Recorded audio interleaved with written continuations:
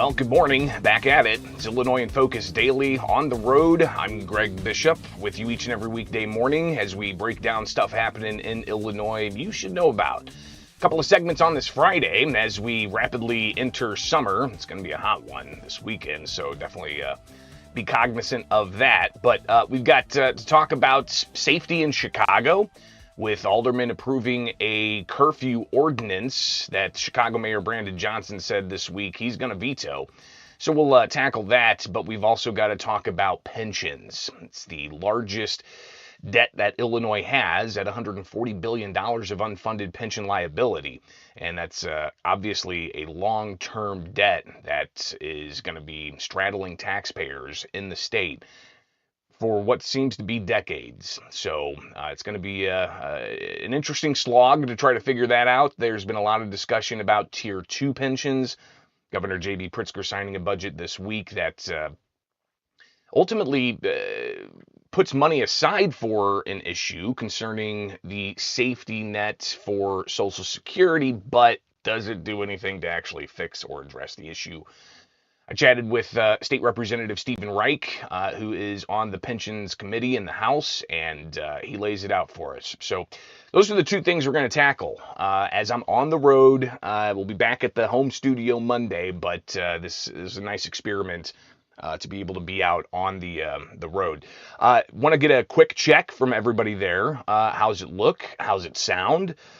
Go ahead and give me that signal status. I know yesterday people were talking about how I was a little out of focus. I think I might be better in focus today with Illinois in focus as I look at my monitor here to make sure that the focus is good. But this is nice to be able to give me an idea as to how I can get the studio to look pretty good while I'm here in the RV. Maybe, again, a little Bishop on Air sticker right behind me, and the Center Square logo on the TV. Just got to figure all that out. So getting thumbs up, 5x5s from people in the chat. So the 5x5 for people who aren't familiar with that is amateur radio signal report, essentially saying, hey, it's coming through loud and clear. So 5x5s from several people, thumbs up all around. Okay. Background's drab. Thanks, Brian. I'll get some kind of nice bag. I don't know exactly what I'm going to do. Sunscreen. I use it occasionally. Captain Mike, I appreciate you. All right, so stay tuned. We've got tons to tackle here with Illinois in Focus Daily. I'm Greg Bishop, right here each and every weekday morning on YouTube. Don't forget to get the newsletter at thecentersquare.com and find this podcast where you find podcasts.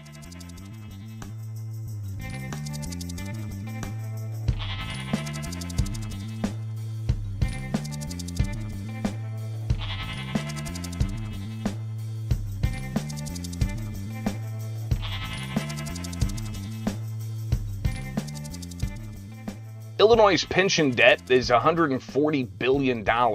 Really hasn't gone down much over the past several years. There was a little dip, but it's been $140 billion for quite some time, despite the state throwing $10 billion or so at it each year. And you've got growing concerns about Tier 2 pensioners in the state of Illinois and how they might be affected by a Social Security provision. It is Illinois in Focus Daily. I'm Greg Bishop. Like, subscribe, hit that notification bell, and wake up with us each and every weekday morning.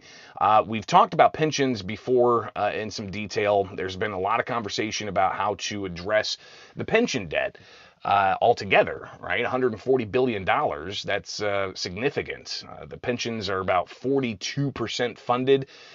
You've got 5 state pension plans that are lumped into that funding ratio. The worst funded, obviously, is the General Assembly retirement system. You've got the judges' retirement system, the state universities' retirement system, the state employees' retirement system, and the teachers' retirement system, which covers all the downstate teachers outside of Chicago. 42% funded, where actuaries say it's supposed to be 100%. Some people say 90%, but 42% or so funded is not that great of a look. And it's a long-term legacy debt that bond houses, rating houses, that they look at when they look at a sovereign government like the state of Illinois and the debts that they carry. Illinois has, if not the lowest, among the lowest credit rating. Despite having several credit rating upgrades in the past few years, the state's still right there at the bottom among states with its credit rating. I mean, it was hovering above junk status there for a bit. And one of the major outliers that's causing that is the pension debt. So there's been a lot of conversation at the State House about how to address this. One of the go-to fixes that some Republicans have is to amend the Illinois Constitution to get rid of the pension protection clause. Quick history here, all right? 2011, they brought about Tier 2 pensioners, forecasting that it's going to be pretty dicey when it comes to funding pensions. So they wanted to do a Tier 2 to lower the number of benefits that somebody retiring that's hired on after 2011 will get, because right now tier 1 gets subsidized health insurance in retirement. They get 3% compounded cost of living allocation increases each year, and some people retire and they're ending up getting six figures in retirement on the taxpayer dime. Now, yes, pensioners do pay into that while they're working, but you've got a large amount of money that the taxpayers are putting into it as well, $10 billion or so each year to help fund those pensions.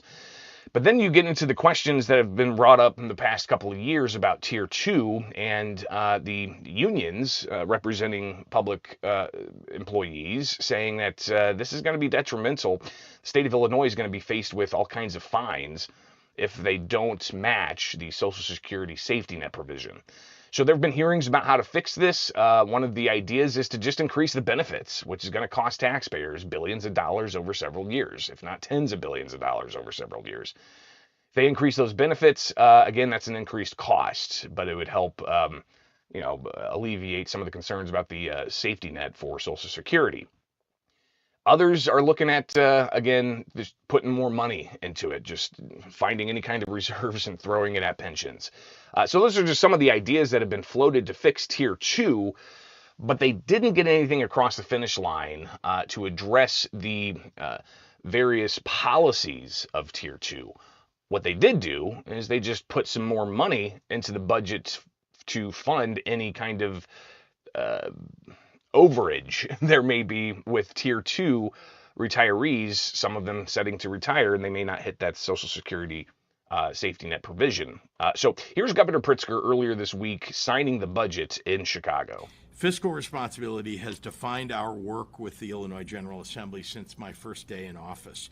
Since then, Illinois has secured 9 credit upgrades from S&P and Moody's and Fitch, taking us back to A-level ratings. Our pension funded ratio is now improving every year, and the rainy day fund is at record highs. Illinois' progress is real, and the financial bond houses have noticed. When it comes to responsible fiscal stewardship, we're not resting on our laurels, though. This budget addresses the Tier 2 pension Social Security safe harbor fix, which will now begin in FY26. For a third time since I took office, we are funding above the required pension payment to create a $75 million reserve fund for the expected costs associated with maintaining the Social Security wage base. With this fix going into effect, we're protecting our taxpayers and state workers from future shortfalls that could cost the state much more. So the governor setting aside that $75 million in the budget to pay for any increased need of benefits to match the Social Security provisions. Is that a fix? Yesterday, I connected with State Representative Stephen Reich. He is a Republican from Woodstock on the House Pensions Committee. I asked him straight up, what happened in this budget? Is the Tier 2 issue fixed? Here's Representative Reich.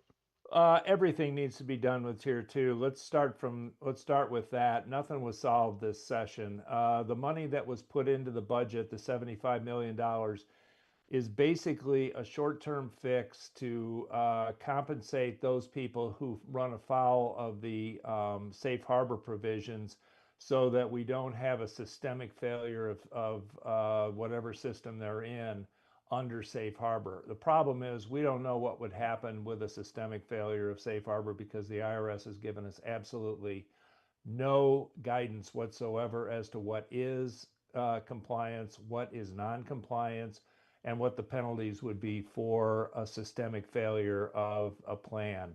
So this money that was done, that was put in there this year, is nothing more than a short-term stopgap measure to compensate those people who are running afoul of safe harbor, and will bring their pensionable income or their pension up to the minimum standards of safe harbor, which is the Social Security wage base.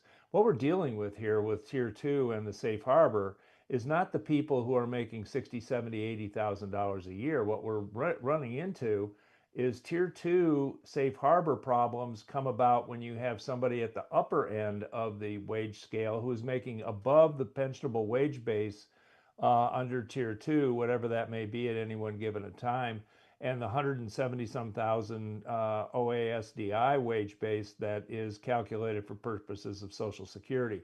It's that gap that is being compensated for with that 75 million, we're hoping. So that gap, is it something that's going to be solved? What is the long-term fix? Because this is just a one-year budget thing, setting aside the $75 million. How are we going to address this moving forward? Not just the tier two, but the overall pension issue. It's a very large number, $140 billion of unfunded liability. No, I've been preaching this ever since I got into the General Assembly. There is no fix for this. Until we come to the conclusion that the tier one, the debt or the unfunded liability of tier one is somehow dealt with in a way that we're not dealing with it now, we're never going to solve this problem. I don't care what anybody says. You can bang your spoon on your high chair as much as you want. It is never going to get solved because there are just too many tier one employees who have underfunded pensions. And until we come to some conclusion, some rational adult conclusion as to how we're going to fix the underfunded or the unfunded portion of tier one, and frankly, given the constraints, the political and the constitutional constraints that we have, I just don't see it ever happening. It won't happen in my lifetime, I can tell you that. So again, Reich laying out that he doesn't really think that there's going to be a fix anytime soon with the political atmosphere, with the unions involved as well, and just the financial constraints, all of that clashing and the conflict. We've seen a lot of conversation about this, but again, the only thing that happened this year was just setting aside some money, not doing anything with the actual policies and procedures. Again, to Stephen Reich, what is the fix? Is there a fix? None whatsoever. And to think that you can take tier two, enhance benefits without having it cost a massive amount of money, you're dreaming. I mean, the bill that was that they tried to pass, the We Are One coalition tried to pass in the last General Assembly, or the last session of the General Assembly, the actuaries came up with the cost on this thing, and it was astronomical. We don't have the money. We can't afford it. And so until people start facing the reality that we're in a hole that we can't dig ourselves out of, nobody's ever, it's a very cynical thing. But frankly speaking, this tier one problem of underfunding is not going to happen until there are no more tier one employees or pensioners left. That's the only way we're going to fix this. Well, that's something that obviously, when it comes to finding solutions, is not something you want to hear necessarily, that there's no way to fix this. But obviously, they're going to continue to have these conversations and find some way to shore up the pension system. I asked Reich about Pritzker and his heralding of the increased credit rating. Again, even though Illinois still has among the worst credit ratings in the country, driven primarily by our what they call legacy debt, being, the unfunded pension liability, for instance. Yeah, I got to give the governor a lot of credit on that, and this is and I mean this sincerely. I think the governor's focus on enhancing and maintaining a good credit rating for this state is critical, and I support anything that's reasonable for him to be able to do that. But to ignore the problems that are with this pension, we're just again kicking the can down the road. It's going to happen somewhere along the line. The bottom is truly going to fall out on this thing, and there's nothing that we're going to be able to do about it. It's going to take a lot more political will than I've seen in the last 8 years, 8.5, 9 years that I've been in the General Assembly. Well, again, how do we, get around that issue? And what does it look like if the bottom does drop out? Something I asked Reich to address, who has a history of seeing similar types of things happen elsewhere. My background is with the airline industry and private pensions. I dealt a lot with the pilot group of United and American and Northwest and Delta Airlines. And when 9/11 happened and all of the airlines filed bankruptcy, the first thing that went was the pension plan. And they were underfunded. Many of them weren't fully funded, and the money that was in the fund to fund those pensions was paid over to the Pension Benefit Guaranty Corporation, the PBGC, which is a federal department that handles pension collapses and reallocates assets among the retirees. We don't have that with the state of Illinois. We don't have the ability to take what we have in the plan, hand it over to an agency, and let them define what the benefits should be. I had clients who were making $150,000, $175,000 a year in pensions who are down around $40,000, $45,000 a year. The Constitution, the Illinois Constitution, says you can't do that. You can't diminish benefits. And so we're kind of stuck. And until we come to the adult decision that some of things got to be done about making benefits match what the actual funding is, we're going to be doing the devil chase the hindmost for the next however many years. I know I won't live to see the end of it.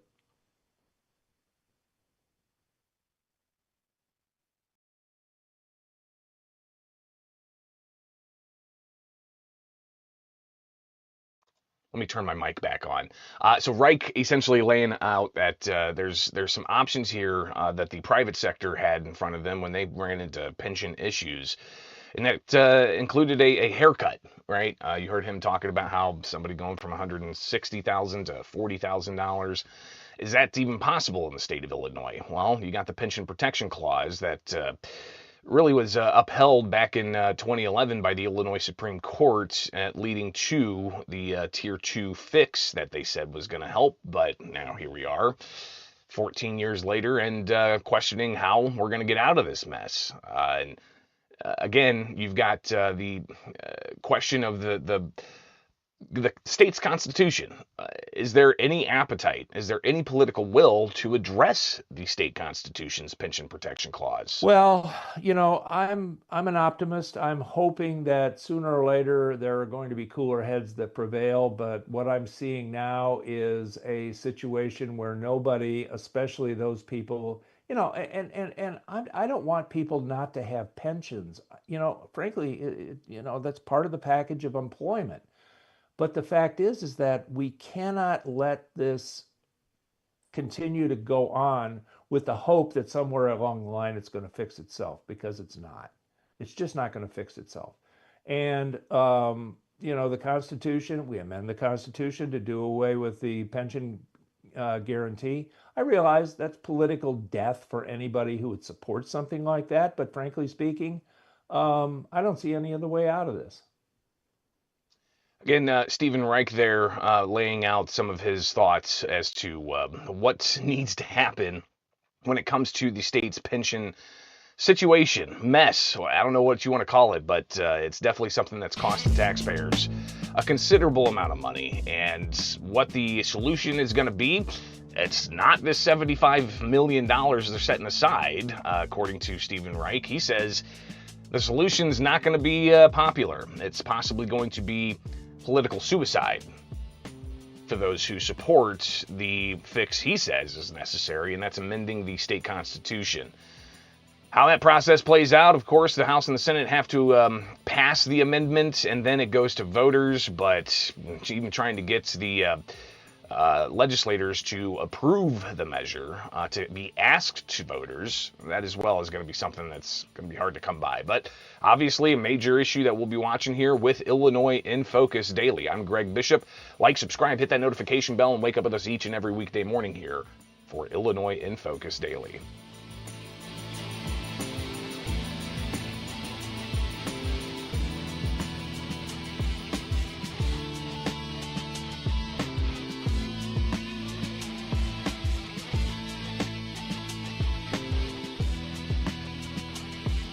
Saw a headline of 7 people shot overnight in Chicago as the city council earlier this week voted to approve a snap curfew ordinance, and the mayor of Chicago immediately said he's going to veto it.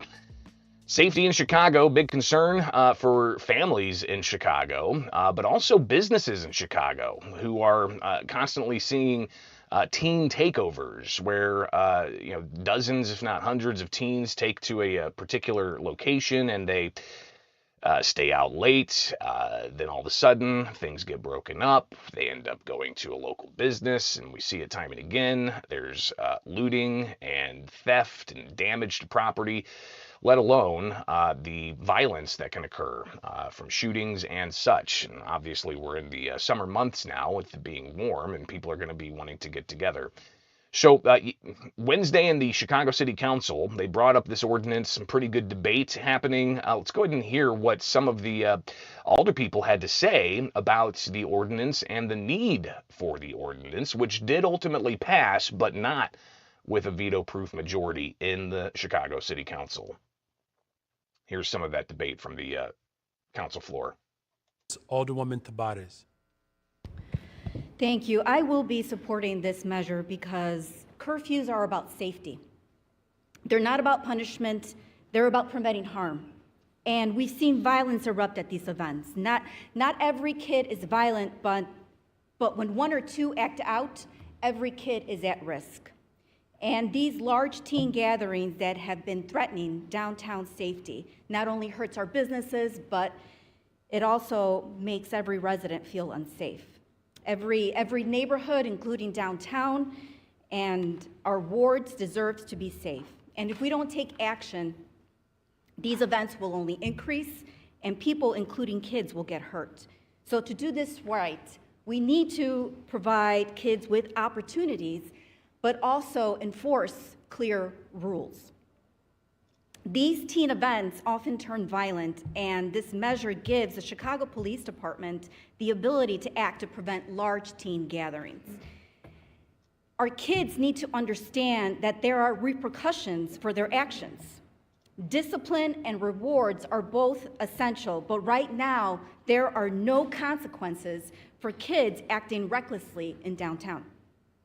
So it's true that we must invest in kids in our neighborhoods, and statistics show that when you implement a curfew paired with opportunities for kids, it works. You look at cities like San Antonio, Texas, that do both, curfews and investing for kids' opportunities. So like my colleagues mentioned earlier, this is an either-or situation. We need both opportunities and expectations. There are 2 pieces of the same puzzle.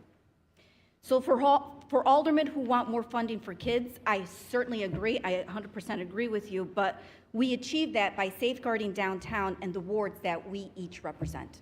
So I urge my colleagues to vote yes. Thank you. Again, that's just one alderperson's perspective. You had others stand up, including in the Chinatown area, talking about the concerns that businesses have, let alone families and parents have, of unruly behavior late at night outside of not having a curfew in place that police can enforce. Tear this up. Here's Alderman Lopez talking about this very issue. Tear this up. That is what we are fighting against, and that's what this tool allows us to do.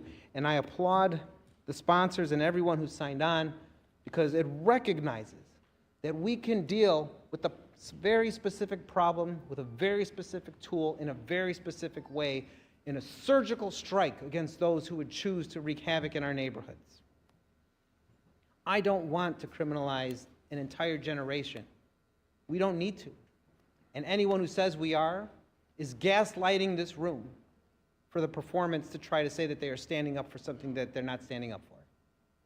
We are dealing with those who are choosing to act in a very specific and dangerous way, and this allows us to do that. And I urge all of my colleagues to vote in support of this. Thank you.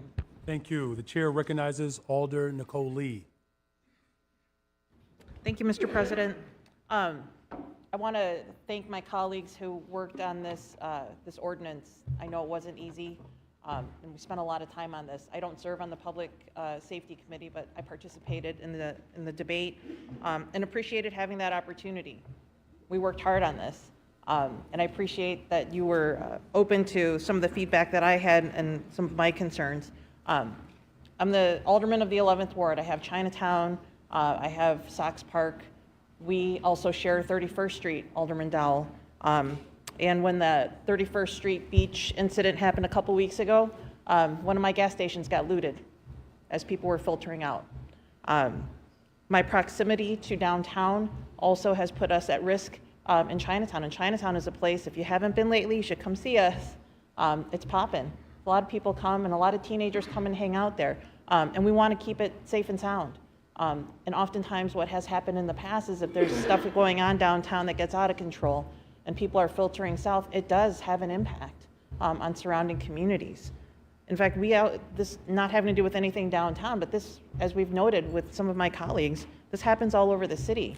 And the 11th Ward is no different. We had one just Easter weekend in one of my neighborhoods.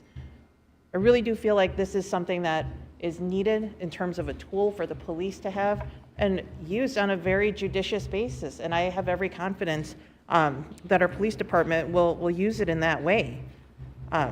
It's not intended to be a blank check by any means, but it is something that I believe is going to help provide the kind of preemptive action that the police can take to prevent things from escalating when there is evidence to say that there's a good chance that it's going to happen.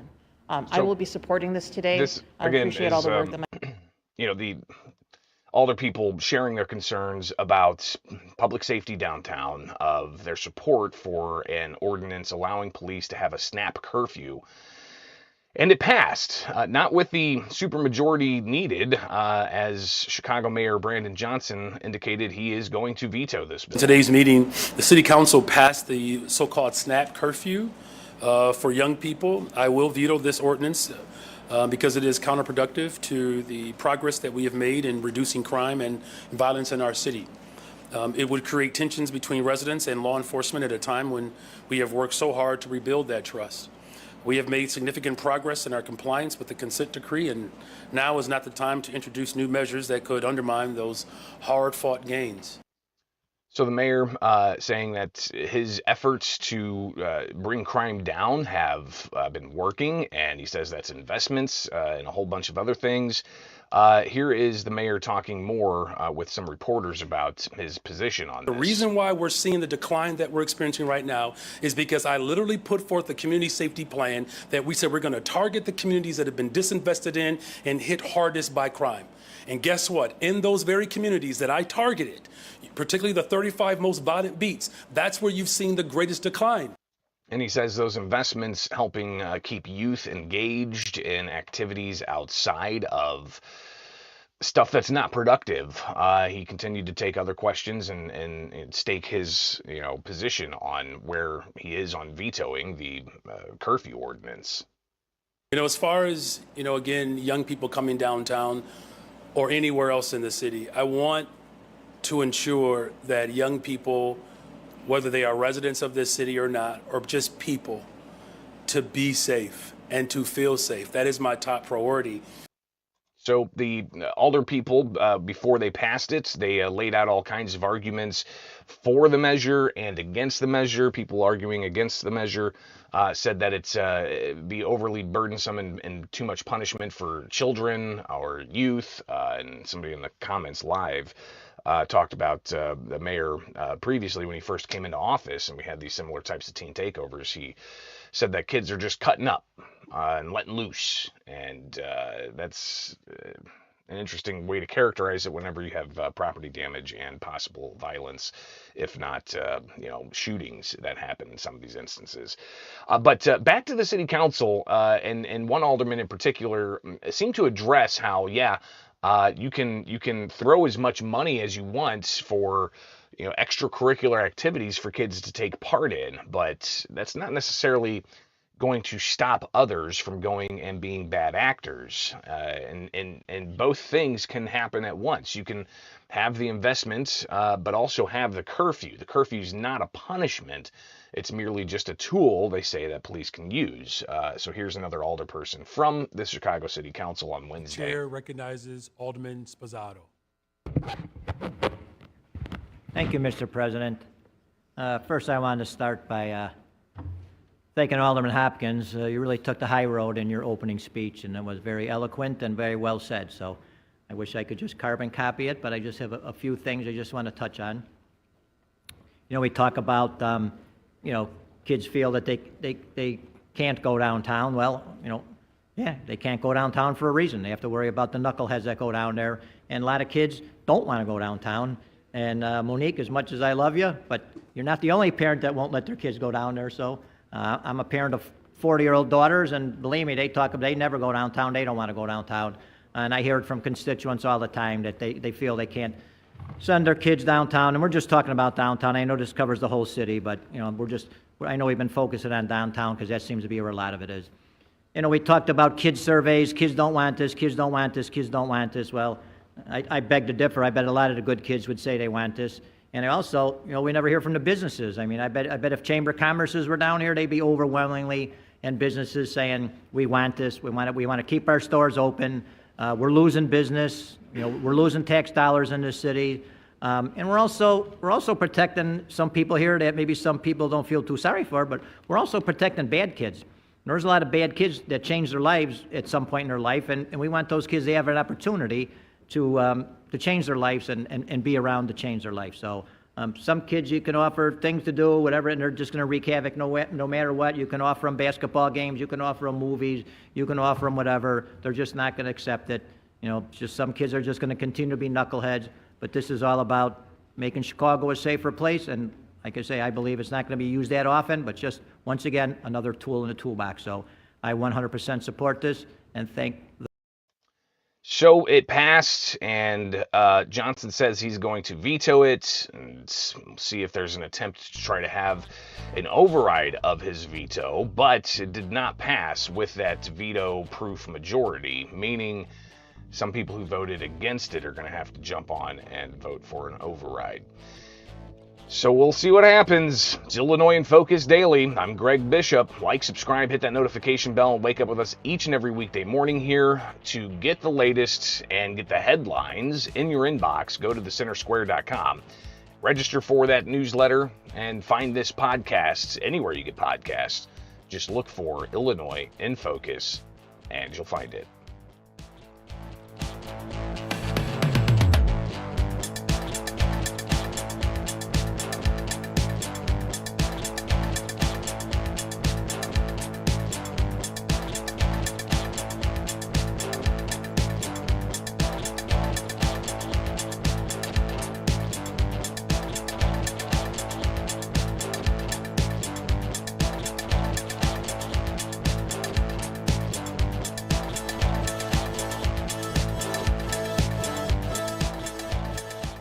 All right, that's all I got for you on this Friday. I think the experiment of doing this from the road mostly worked.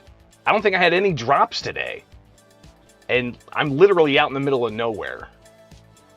I got Starlink pointing to the sky. It's been doing what it needs to do, especially with high-def video going out. The travel trailer's great. The bed's a little stiff, but you know, I'll get by for sure.